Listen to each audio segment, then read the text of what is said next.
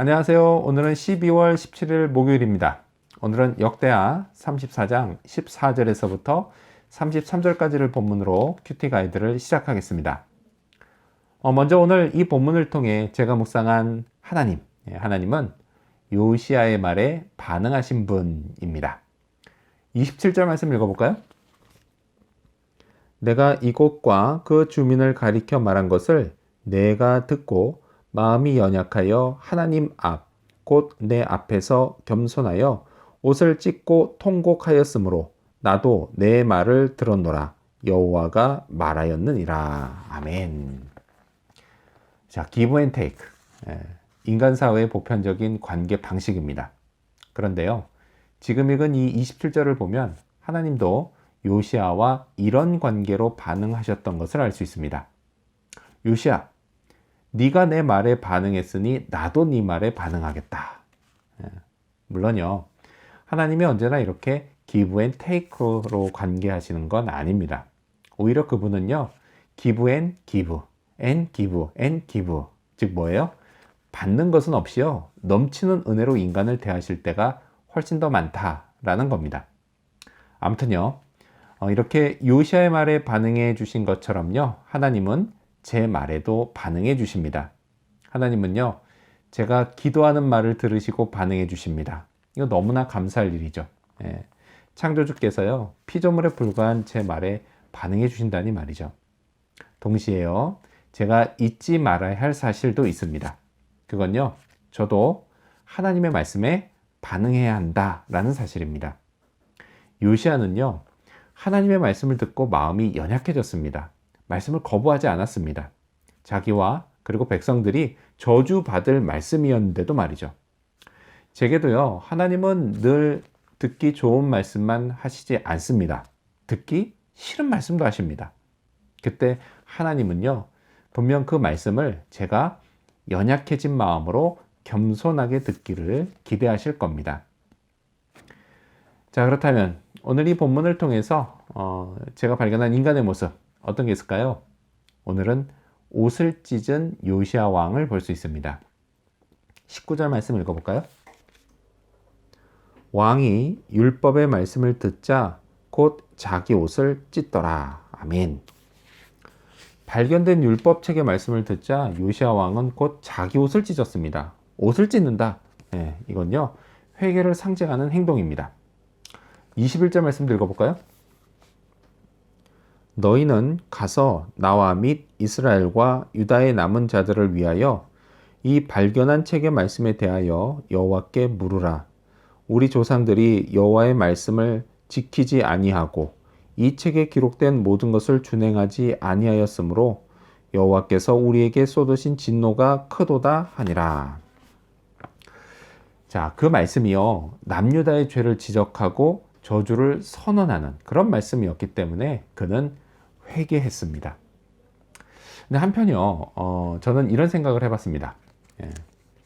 지금 이때는요, 요시야가 종교 개혁을 하기로 마음먹은 지 10년이 되는 때였습니다.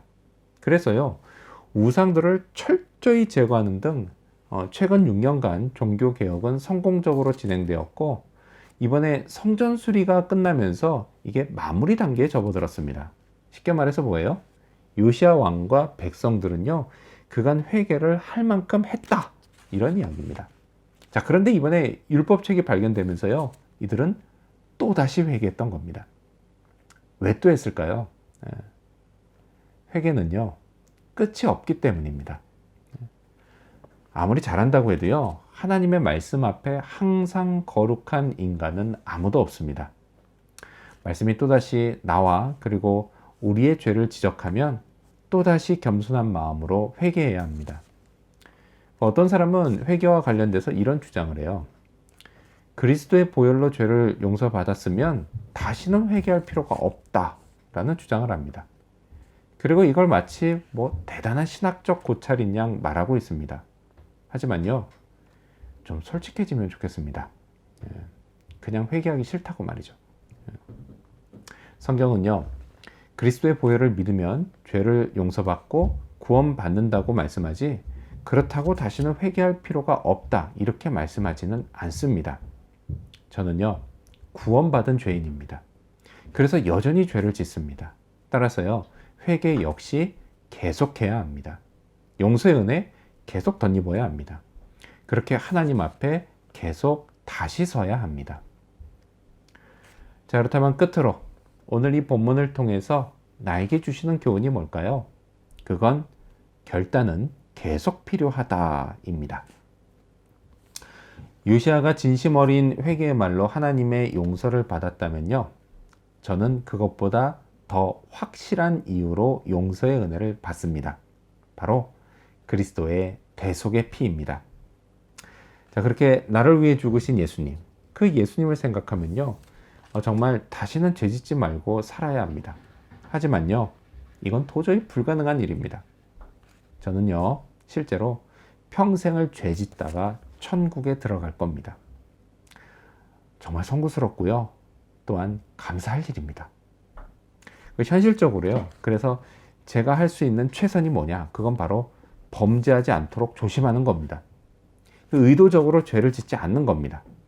동일한 죄를 반복해서 짓지 않는 것입니다.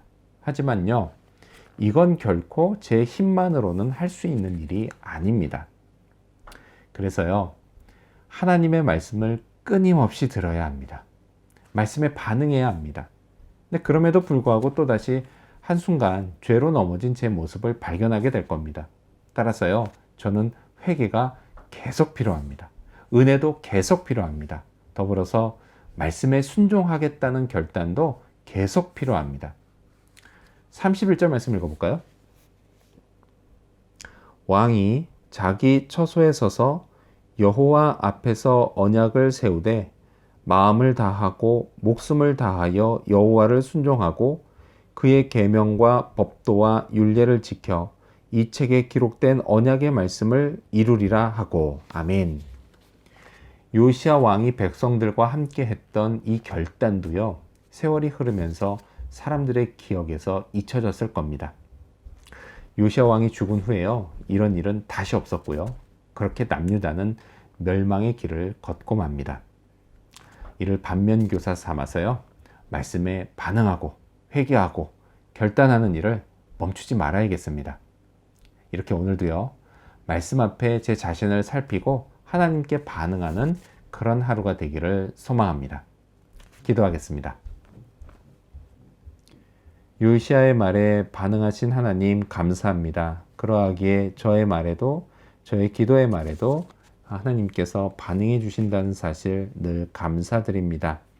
하나님, 그리고 또다시 회개한 요시야처럼 하나님의 말씀이 저의 죄를 지적할 때에 겸손하게 또 연약해진 마음으로 회개하고 다시 하나님의 은혜 구하고 용서받고 하나님 앞에 다시 설 수 있도록 도와주시옵소서.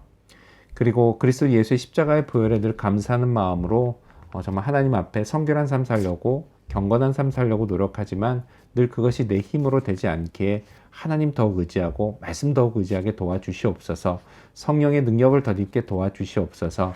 그리고 말씀에 순종하겠다라고 하는 결단, 주님이 결단도 계속해서 반복해 나갈 수 있도록 도와주시옵소서. 오늘 하루가 그렇게 나에게 반응해 주시는 하나님께 나도 반응하는 그런 하루가 되기를 간절히 바라며 예수님의 이름으로 기도합니다. 아멘.